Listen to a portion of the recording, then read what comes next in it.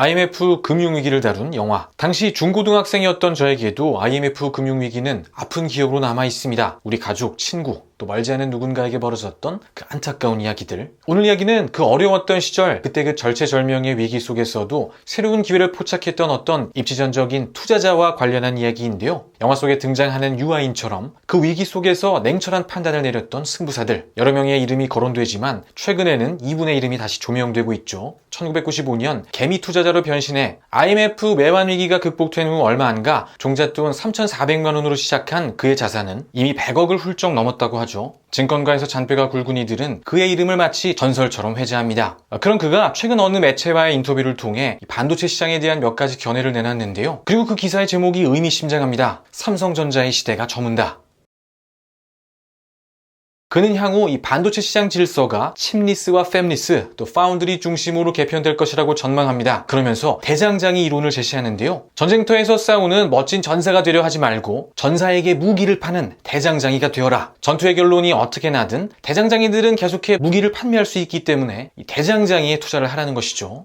그러면서 메모리 반도체를 직접 개발해 생산하는 삼성전자보다 파운드리 기업인 TSMC가 더 유망할 것이라는 중간 결론을 맺는데요. 자, 여기까지 이야기들 여러분들은 어떻게 생각하시나요? 실제 대장장 이론에서 이 대장장이라는 단어의 의미는 누가 구체적으로 쇳물을 재련하느냐가 아니라 누가 이 전투의 승패와 무관하게 이득을 거두는 병참의 역할을 맡게 되느냐 하는 부분이겠죠. 해당 관점에서 메모리 기업들 역시 TSMC와 동일한 포지션을 갖습니다. 우선 멋진 칼을 만들기 위해 함께하는 수많은 공동 운명체들이 있죠. 고순도의 최고급 철을 제공하는 소재 기업, 초고온을 견디는 도기를 제공하는 장비 기업들이 있고, 이렇게 만들어진 칼 역시 아직은 완성 단계까지 가야 할 길이 한참 남았습니다. 여기까지의 과정을 반도체 전공정으로 정리할 수 있겠는데요. 이후 날을 세우고 칼받침과 칼날이 부착되는 복잡하고 긴 후공정이 기다리고 있습니다. 칼이 완성된 이후에도 전투를 위해서는 다시 이 검의 개수만큼 방패나 장갑을 비롯한 또 다른 준비물들이 필요하죠. 전체 그림을 정리해보면 다음과 같은 그림이 그려지는데요. 다시 한번 대장장이 이론의 핵심 논리를 정리해보면 전투의 결과와 관계없이 이 병장기를 공급하는 대장장이는 성공한다는 것이고, 해당 논리 속에서 이 반도체 기업들은 모두 TSMC와 유사한 포지션을 갖는 기업들이 됩니다. 삼성전자와 SK하이닉스, 그리고 해당 기업들과 운명을 함께하는 우리나라의 수많은 반도체 기업들 역시 마찬가지겠죠. 실제로 이 대장장이론은 상대적으로 후방에 위치한 이 반도체 기업과 전방에서 전투를 벌이는 서비스, 솔루션 기업들과의 이 구조적 안정성의 우위를 설명하기에는 적합하지만, 다시 개별 반도체 기업들 간의 유불리를 이야기하기에는 다소 부족한 이론입니다. 그 다음 이야기들도 조금씩 살펴본 부분이 있습니다. 여기서부터는 조금 더 집중을 해야 하는데요.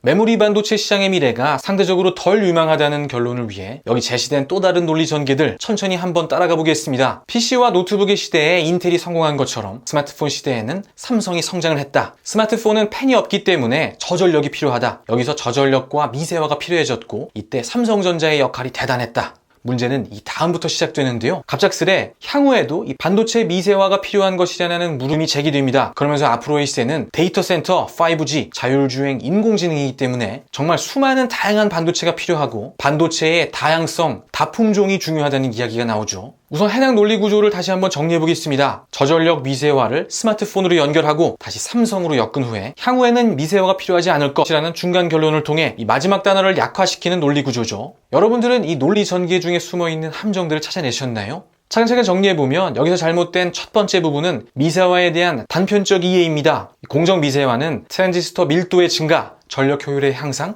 그리고 그로 인한 반도체 성능의 제고, 이 전부를 의미합니다. 마치 데이터 센터에는 미세화가 덜 필요해지는 것처럼 이야기해서는 곤란한 이유이죠. 또 이 저전력도 마찬가지입니다. 데이터 센터를 예로 들면 수십, 수백만 개의 서버가 동작하는 이 거대한 인프라에서 개별 서버단에서 구현할 수 있는 단 1%의 전력 효율 상승만으로도 엄청난 변동비를 절감할 수 있습니다. 마치 스마트폰에서만 미세화, 저전력이 중요하고 데이터 센터나 AI 영역에서는 크게 중요하지 않을 것처럼 이야기하는 것은 잘못된 설명이 되겠죠. 미세화는 전력 소비, 성능, 폼팩터 크기 모두에 관여하고, IT 시장이 발전을 멈추지 않는 이상 향후 어떤 단어의 시대가 오든 이 공정 미세화는 계속해 중요한 포인트가 되겠죠. 이제 마지막 두 개의 이야기가 남았는데요. 여기서의 논리 구조는 삼성전자 메모리를 소품종으로 정리하고 향후 다가올 데이터 센터, 이 5G 시대를 다품종으로 묶어 메모리 반도체 기업보다 이 시스템 반도체 기업이 훨씬 더 많은 밸류가 주어진다는 식의 논리 구조를 가지고 있습니다. 자, 자, 여기서도 마찬가지로 문제점을 발견하신 분들 계시겠죠. 그동안 반도체 시장에 등장한 여러 가지 잘못된 주장들 중 가장 대표적인 예가 되겠는데요. 이 소품종 다품종론은 일종의 범주화의 오류와 비슷합니다. 엄청나게 다양한 개별 품목으로 구성된 이 반도체 시장에서 메모리 반도체를 묶고 이 메모리 반도체를 제외한 모든 반도체들을 이른바 비메모리라는 개념으로 묶어 범주화한 후에 메모리는 소품종 대량 생산이고 비메모리는 다품종 소량 생산이기 때문에 변화하는 미래에 훨씬 더 대응성이 높다는 식의 뉘앙스를 풍기죠. 하지만 실제로 이 표는 정반대로 해석해야 합니다. 이 표는 D램과 낸드 플래시, 사실상 단 두 품목으로 1,400억 달러, 전체 반도체 시장의 무려 3할을 차지하는 이 메모리 반도체 시장의 영향력을 설명하기에 더 적합한 그래프가 되겠죠. 거의 모든 시스템에 들어가는 엄청난 범용성, 수요의 성장성, 여기에 소수의 기업들로 컨설리데이션 된 안정된 공급자 시장 상황까지 전체 반도체 업계의 어느 시장만큼이나 매력적인 곳이 바로 이 메모리 반도체 시장임을 증명하는 그래프입니다. 마찬가지로 이 변화하는 시대 흐름에 대응할 수 있다며 시스템 반도체에 붙여놓은 특성 역시 시스템 반도체 자체의 우월성과는 무관합니다. 시스템 반도체라는 개념은 로직, 아날로그, 마이크로 등의 이 수많은 개별 반도체 시장을 묶는 일종의 상위 개념이기 때문에 품목이 많아지고, 그리고 소량 생산이라는 것은 생산량이 한정적인 수많은 이 비주류 시스템 반도체 시장의 영세성을 증명하는 것에 불과합니다. 시스템 반도체에 붙은 다품종이라는 특성은 범주화에서 오는 착시에 불과하죠. 마찬가지 관점에서 이 다품종, 소품종론은 대한민국 반도체 비전을 세우는 데에도 전혀 쓸모가 없는데, 그럼 대체 어느 시스템 반도체가 D램과 낸드 플래시보다 유망하고 또 안정성이 있냐는 질문을 던지는 순간 다품종, 소품종 논리는 바로 무너지게 되죠. 여기 있는 반도체 중 어떤 반도체가 다품종 소량 생산을 하는 반도체인지, 미래의 변화 흐름을 메모리 반도체보다 더 잘 이겨내고 대응해 나갈 수 있는 반도체인지 명확히 답변할 수 있는 분이 계실지 매우 의문스럽습니다. 거대한 매출을 내는 가장 큰 두 개의 개별 시장을 묶어놓고 소품종 대량 생산으로, 그리고 나머지 모두를 묶어 다품종 소량 생산으로 정리해놓고 후자가 다양성이 높으니 변화하는 미래에 대응하기 좋다는 해석을 내리는 것, 그동안 수없이 봐왔고 오늘 이 시간에도 그럴듯하게 흘러나오고 있습니다.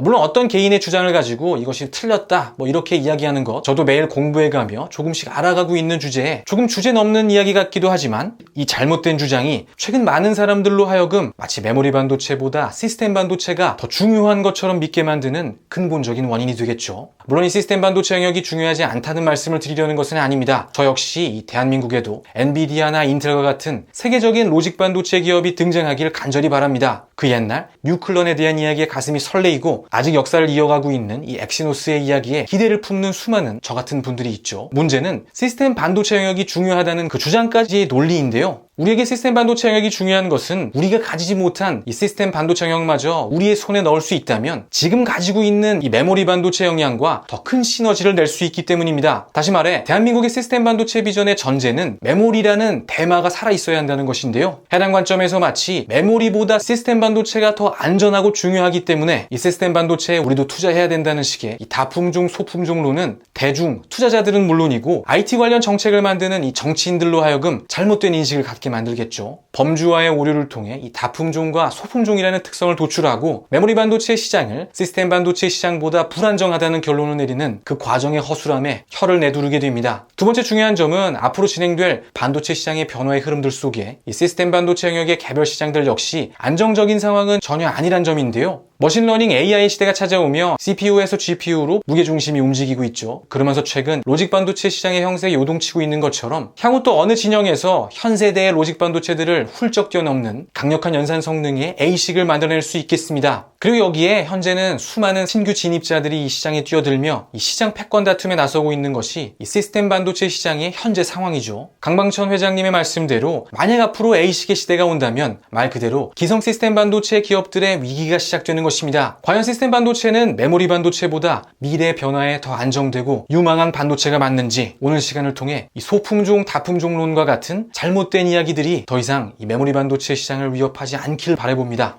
지금 로직 반도체 시장에 거대한 패권 다툼이 시작되는 시기, 강방천 회장님의 대장장 이론을 적용해보면 메모리 반도체 시장의 중요성은 오히려 더욱 부각되는데요. 이 시스템 반도체들, 특히 로직 반도체와 메모리 반도체는 완벽한 보완제입니다. 따라서 로직 반도체 시장의 패권 전쟁의 결과와 무관하게 누가 승자로 남든 계속해 메모리 반도체는 전체 시스템 반도체 시장이 커지는 만큼 함께 성장하게 되겠죠. 바로 이것이 소품종 대량 생산이라는 단어보다 메모리 반도체 앞에 범용성, 성장성, 안정성이라는 단어를 붙여야 하는 이유입니다. 시스템 반도체 시장의 중요성이 부각되면서 함께 시장이 팽배해지고 있는 이 메모리 반도체 시장에 대한 오해들에 대해 오늘 시간 통해 간단히 정리해봤는데요. 수많은 현업자들, 또 연구원들의 노고, 그리고 그것을 응원하고 지원한 사회의 관심 속에 메모리 대한민국의 오늘이 있습니다.